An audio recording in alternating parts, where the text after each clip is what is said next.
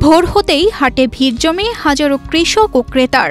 চোখের সামনে শুধু পেঁয়াজ আর কানে বাজি দরদামের হাঁকডাক। এমন দৃশ্য দক্ষিণ অঞ্চলের সবচেয়ে বড় পেঁয়াজের হাটের।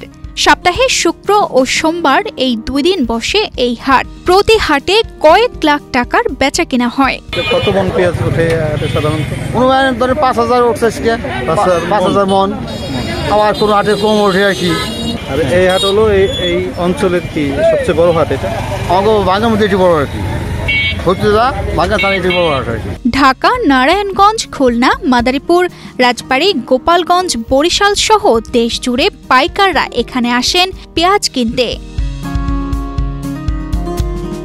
শুরুটা 1970 দশকের মাঝামাঝি সময়।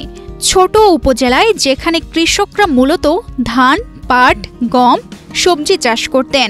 তবে পদ্মা ও আড়িয়াল খাঁ নদীর পাড়ের উর্বর পলিমাটি পেঁয়াজ চাষের জন্য অত্যন্ত উপযোগী ছিল। তারপর ধীরে ধীরে কয়েকজন কৃষক পরীক্ষামূলকভাবে পেঁয়াজের চাষ শুরু করে। সেই থেকে আজ দক্ষিণ অঞ্চলের সবচেয়ে বড় পেঁয়াজের হাটে পরিণত হয়েছে ফরিদপুরের ভাঙ্গা উপজেলা। পেঁয়াজের প্রতিমন দাম এখন 3200 থেকে 3600 টাকা। কৃষকরা জানায়, দুঃখের বিষয় হলো দাম যখন বাড়ে তখন অধিকাংশ কৃষকের ঘরে পেঁয়াজ থাকে না। 15 দিন আগে দাম একটু কম ছিল, তারপর মাঝে বাড়ছিল, এখন আবার কমছে। মাঝে কত হয়েছিল? মাঝে ছিল 4042 ছিল, এখন 3200-3300 আছে। এখন গৃহস্থের ঘরে পেঁয়াজ কমে গেছে, এখন পেঁয়াজ নাই তো চলে, বুঝছেন? এখন কাতি মাস পরে গেছে, এখন 4 ভাগের 1 ভাগও নাই, 4 ভাগের 1 ভাগও নাই।